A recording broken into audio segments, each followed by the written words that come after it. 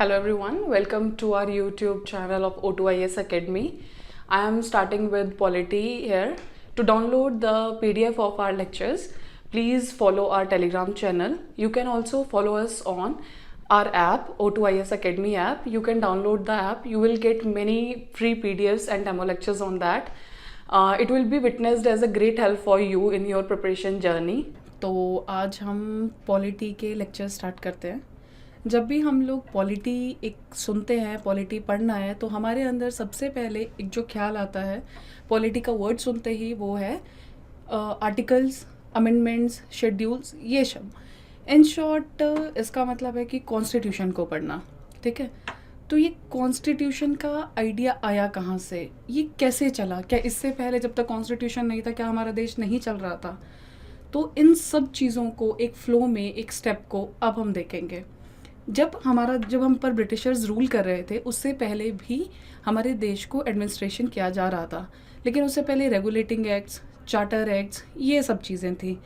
But ऐसा क्या हुआ जो एक ये आइडिया आया कॉन्स्टिट्यूशन का? क्या ये स्टेप्स में हुआ? क्या ऐसा हुआ कि एक दिन आप शाम को बैठे और सुबह कॉन्स्टिट्यूशन बन गया? नहीं, ये आइडिया जनरेट कहाँ से हुआ, ये सब हम देखते हैं. सो सबसे पहले हम देखते हैं कि इस कॉन्स्टिट्यूशन वर्ड का मतलब क्या है. So this word, what does this constitution word means? So this is the basic principles and laws of a nation, state or a social group that determines the powers and duties of the government and guarantees certain rights to the people in it. In short, it is the rule book for the state, for the social group. ऐसा नहीं है कि किसी country का ही constitution हो सकता है. It can be of a state, it can be of any social group, जिसमें हम सब कुछ, एक रूल्स, एक हक, राइट्स, सब कुछ हम डिफाइन करेंगे. इन शॉर्ट उसको हम कॉन्स्टिट्यूशन बोलते हैं. So in simple words what will be learn that rule book for the state is called constitution. So अब हम देखेंगे कि ये पूरा प्रोसेस स्टार्ट कब हुआ, कैसे हुआ, क्या इसका फुल प्रोसेस रहा था. सो सबसे पहले जब ये आइडिया कंसीव किया गया, इट वाज इन 1922 जब महात्मा गांधी जी का एक आर्टिकल लिखा गया इंडिपेंडेंस, यंग इंडिया मैगजीन के अंडर, जिसका मेनली फोकस ये था कि जो भी हमारे इंडियंस के लिए रूल्स या रेगुलेशंस होंगे वो सिर्फ टोटली हम इंडियंस डिसाइड करें, कोई और नहीं. मतलब entire constitution, entire rules, regulations, rights should be decided by the Indians. This was the main focus of this thing. So उसके बाद 1927 में बॉम्बे सेशन में मोतीलाल नेहरू जी ने एक रेजोल्यूशन पास किया कि उसमें उनकी मांग ये थी कि कांग्रेस वर्किंग कमेटी बनाई जाए जिसमें हम सारे रूल्स एंड रेगुलेशंस बनाए जाए. मतलब इन शॉर्ट कॉन्स्टिट्यूशन का कंसेप्ट था कि हम सारे कांग्रेस वर्किंग कमेटी में पार्ट करके हम कॉन्स्टिट्यूशन बनाएं.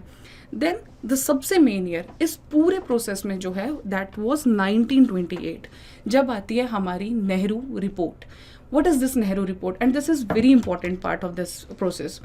This was basically a outline of a draft constitution. This was the first definite attempt to frame full-fledged constitution. इसमें justiciable rights का जो concept है वो भी इसका पार्ट था. इसमें टोटली हमने एक सोचा था कि हम कैसे एक कॉन्स्टिट्यूशन को बनाया जाए, मतलब हमारा कॉन्स्टिट्यूशन कैसा होना चाहिए. फाइनली 1934 में एक कंसेप्ट, इससे पहले जो हमारा चल रहा था it was a concept related to the constitution, लेकिन वो बनाएगा कौन, ये था कि इंडियंस बनाएंगे, बट कौन बनाएगा, कैसे बनाया जाएगा, क्या इसका मैनर होगा, इसका जो कंसेप्ट आया दैट इज कॉन्स्टिट्यूएंट असेंबली का जो कंसेप्ट आया, it was described bye M.N. Roy. ये पहली बार ये कंसेप्ट लेके आए थे कि एक असेंबली बनाई जाए. देन इन 1935 पहली बार एक ऑफिशियल डिमांड रखी गई INC के थ्रू कि एक कॉन्स्टिट्यूएंट असेंबली बनाई जाए. इसी के लिए एक सेशन, वैसे कांग्रेस के जो सेशंस होते थे मेनली दिसंबर में होते थे, बट कॉन्स्टिट्यूएंट असेंबली के लिए एक सेशन बनाया गया, स्पेशली सेशन हेल्ड किया जो हमने लिया 1935 में, and that was session held in Lucknow. उसके बाद 1938 में हरिपुरा सेशन जो कि गुजरात में है, उसमें भी यही सेम डिमांड रखी गई. So these were the steps which were followed by our leaders for constitution, for constituent assembly. इन सब के लिए जो हमारे लीडर्स ने स्टेप लिए वो था ये सारा जो हमने अभी देखा. बट क्या ब्रिटिश का रिस्पॉन्स सेम था? क्या ब्रिटिशर्स ने भी एक बार में तो एक्सेप्ट नहीं किया होगा? ठीक है, ब्रिटिशर्स का रिस्पॉन्स क्या था वो हम देखेंगे. उसका शॉर्ट फॉर्म उसमें ACC. This was the response of British. What is this ACC? ACC is August offer, C. Cripps mission, then cabinet mission plan. सो 1940 में ऑगस्ट ऑफर आता है जिसमें ये तो कहा जाता है कि mainly Indians will decide the constitution, but जो हमारी डिमांड थी कि entire constitution should be decided by the Indians only, ठीक है. सो इसलिए इस ऑफर को रिजेक्ट कर दिया गया. 1942 में आता है क्रिप्स मिशन, ठीक है. इसमें मान लिया गया था कि एस्टेब्लिशमेंट ऑफ कॉन्स्टिट्यूएंट असेंबली होगा, बट आईएनसी और मुस्लिम लीग के अपने डिफरेंसेस की वजह से इसको भी रिजेक्ट कर दिया गया. उसके बाद आता है द मेन ईयर व्हेन सब कुछ जितना आज तक कोशिश की गई थी, सब कुछ किया गया था, वो फाइनली अब उसके फ्रूट्स थे, एक्सेप्टेंस था. That was our cabinet mission plan. ये आया था लॉर्ड वेवल के टाइम पे. इसमें हमारी जो डिमांड्स थी उनको एक्सेप्ट किया गया. आईएनसी और मुस्लिम लीग दोनों ने इस पर्टिकुलर प्लान को एक्सेप्ट किया था, जिसमें हमसे ये माना गया था कि अब कॉन्स्टिट्यूएंट असेंबली को एक्सेप्ट किया जाएगा. नाउ अब कॉन्स्टिट्यूएंट असेंबली जो फाइनली फॉर्म हुई थी it was in November 1946. But उसके बाद था कि कैसे इसके मेंबर्स बनेंगे, कहाँ से कैसे इलेक्शंस होंगे, नहीं होंगे, नॉमिनेशंस होगा, वो भी एक अपने आप में प्रोसेस था. बिकॉज उस टाइम पे जो हमारा इंडिया था इट वाज नॉट सेम जैसा अभी है. It was divided into many parts. Fine. So इसके लिए हमारा उस टाइम पे जो हमारा इंडिया था it was divided into 2 parts. You can see this particular flow chart. हमारा इंडिया उस टाइम पे डिवाइडेड था British India and princely states में. हमारे लिए जो सीट्स अलॉटमेंट था कॉन्स्टिट्यूएंट असेंबली में इट वाज 389. इनको फर्दर डिवाइड किया गया 296 और 93 में. सो 296 इज ब्रिटिश इंडिया. फाइन. उसमें 292 जो सीट्स थी वो ब्रिटिश प्रोविंसेस को दी गई एंड 4 सीट्स थी जो चीफ कमिश्नर प्रोविंसेस को दी गई. उस टाइम पे जो ब्रिटिश प्रोविंसेस थे, गवर्नर प्रोविंसेस थे, दे वर इन 11 इन नंबर. ओके. इसलिए बिकॉज उसके बाद जो हमारे इलेक्शंस थे उनका एक टाइप था. जो ब्रिटिश इंडिया के हमारे इलेक्शंस थे दे वर इनडायरेक्ट इलेक्शंस एंड उनको पार्ट किया गया सिंगल ट्रांसफरेबल वोट्स के थ्रू. ठीक है.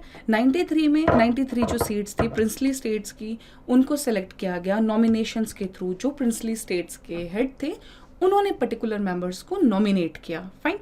इसीलिए हमारी कॉन्स्टिट्यूएंट असेंबली को partly elected and partly nominated body बोला गया.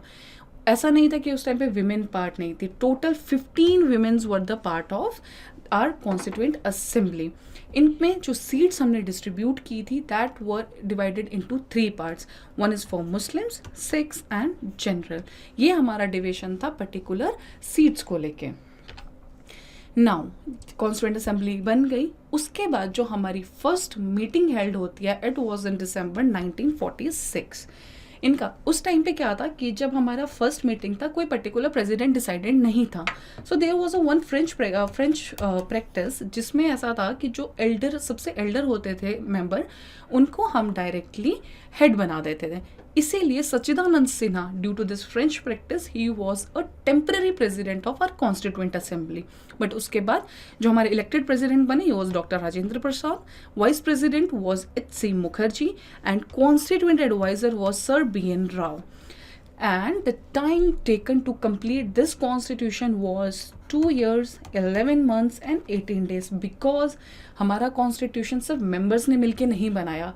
इंडिया का कल्चर और डाइवर्सिटी को ध्यान रखते हुए बाकी जितनी कंट्रीज़ का कॉन्स्टिट्यूशन था हर किसी से जो हमारी कंट्री के लिए सूट करे वहाँ से कंसेप्ट्स लिए गए थे. इसलिए इस कॉन्स्टिट्यूशन को कंप्लीट करने में it was 2 years, 11 months and 18 days. Okay.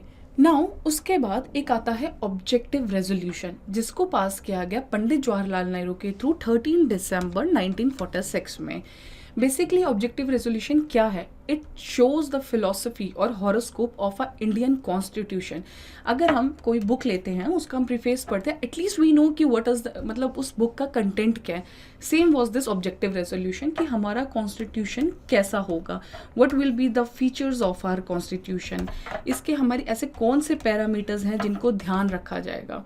So this everything was included in an objective resolution and आज यही ऑब्जेक्टिव रेजोल्यूशन है जिसका मॉडिफाइड वर्जन हमारा कॉन्स्टिट्यूशन का प्रीएम्बल है. फाइन. नाउ कॉन्स्टिट्यूट असेंबली को कॉन्स्टिट्यूशन तो बनाना ही था, बट उसके साथ कॉन्स्टिट्यूट असेंबली ने कुछ और फंक्शंस भी परफॉर्म किए थे. सो नॉर्मली हम कुछ चीज़ें जब याद रखते हैं तो पिक्चर अगर हम एक बार देख ले तो हमें याद रहती है as a story form. So it is just a छोटा सा ऐसा पिक्चर, मे बी आपको ध्यान रह जाए. So this is Commonwealth. Fine, I will explain this picture first. This is Commonwealth का लोगो. This is national anthem, this is national flag, and this is our national song. Okay, so what did this our constitution assembly performed? Fine, so it ratified India's membership of Commonwealth in May 1949. National flag, adopted the national flag in July 22 1947, adopted our national anthem 24 January 1950, and same as our national song on 24 January 1950. So these are the some of the other functions which are performed by our Constituent Assembly. Also the elected president Rajendra Prasad, that was also done by our Constituent Assembly. Now जब हम एक constitution बना रहे हैं, so it ऐसा तो नहीं है कि आप कुछ भी उठा के वहाँ पे हम बिना सोचे समझे. So there were definite committees were made. So these are some major committees. Fine. अब इनके ऊपर डेफिनेटली कभी ना कभी नॉर्मल एग्जाम्स में क्वेश्चन आ जाता है. So basically how will start. Jawaharlal Nehru a first person, union power committee, union constitution committee and state committee, इन तीनों के जो हेड थे ही that was Jawaharlal Nehru. So इसको एक याद रखने के लिए आप खुद भी कुछ निमोनिक्स बना सकते हैं, बट इसको याद रखने के लिए it is JPSC. So J is for Jawaharlal Nehru, P is for power committee, S for states committee and C for constitution committee. Next comes our Dr. B.R. Ambedkar. That is, he was the head of our drafting committee, and I think this was the some. अगर आपको मैं नहीं भी बताती तो आपको ज़रूर याद होता. Dr. Rajendra Prasad, he was the head of Rules of Procedure Committee and Steering Committee. Sardar Patel, he was the head of Provincial Constitution, Advisory Committee on Fundamental Rights, Minorities, Tribal and Excluded Area. So these are the basic committees, but these were the major committees headed by these person. So basically constituent assembly जो बनाई गई थी constitution को draft करने के लिए. ठीक है. सो इसकी एक जो सबसे मेन कमेटी जो मेन इसका काम था दैट वाज ड्राफ्टिंग कमेटी, और इसको जिन्होंने हेड किया था that was B.R. Ambedkar. And इनके साथ 6 मेंबर्स और थे, and these 6 members were N. Gopala Swami Ayyangar, Alladi Krishna Swami Ayyar, doctor K.M. Munshi, Syed Mohammad Saadulla, N. Madhavrao, but इन्होंने रिप्लेस किया था B.L. मित्तर को, and T.T. Krishnamachari replaced D.P. Khaitan. सो ये जो 6 नाम है these are very important because these were the members of drafting committee. ये हम सबको पता होता है, but these are important also. किसने किसको रिप्लेस किया था, it should be known to you all irrespective. अभी कैसे भी क्वेश्चंस फॉर्म हो रहे हैं तो आपको ये पता होना चाहिए. You can make some mnemonics to this also, like Krishna, Gopal, मुझे anything you think about. Okay, अब कॉन्स्टिट्यूशन बन गया, सब कुछ हो गया, everything is now what is now there is 2 terms we'll discuss here, that is enactment of constitution and one is enforcement of constitution. और इन दोनों का जो डेट्स हैं वो बिल्कुल अलग हैं, enactment और enforcement. So when it comes to the enactment of constitution, तो हमारा जो कॉन्स्टिट्यूशन का फाइनल रीडिंग हुआ था it was on November 14, 1949. Okay, and जो इसको हमने इनेक्ट किया था it was 26 November 1959. So this was the date when people of India adopted the constitution. We enacted the constitution and we gave ourselves the constitution of India. And Dr. B.R. Ambedkar was named as the father of Indian constitution. Okay. सो जब 26 नवंबर में हमने enactment किया constitution का, उस time पे कुछ provisions ऐसे थे जो उसी दिन हम फोर्स में ले आए थे, एंड दैट वो citizenship, elections, provisional parliament. These were some of the things which came into force on the same date. Now we'll discuss about the enforcement of the constitution. So enforcement of the constitution was done on 26 January 1950. It was chosen as the date of commencement of the constitution. और इसका यही date क्यों? Because this was the date in 1930 जब हमने पूर्ण Swaraj day celebrate किया था. So this was very important day for India on that time. Still today it is very important day. So Purna Swaraj Day was celebrated in 26 January 1930, and इसीलिए जो हमने enforcement of the constitution, commencement of the constitution का जो date choose किया that was 26 January and 1950. Finally, Constitution of India came into force on 26 January 1950. उस time पे जब हमारा कॉन्स्टिट्यूशन इस पर्टिकुलर डेट पे 1950 में बना था, it was constitution consist of a preamble, 395 articles थे, 22 पार्ट्स थे and there were 8 schedules. But उसके बाद जब अमेंडमेंट्स होती गई, जैसे जैसे एडमिनिस्ट्रेशन चलता गया, जो इंडिया के नीड्स थी, उसके बाद आज जब हम देखेंगे it is 465 articles, 25 parts and 12 schedules are in our constitution presently.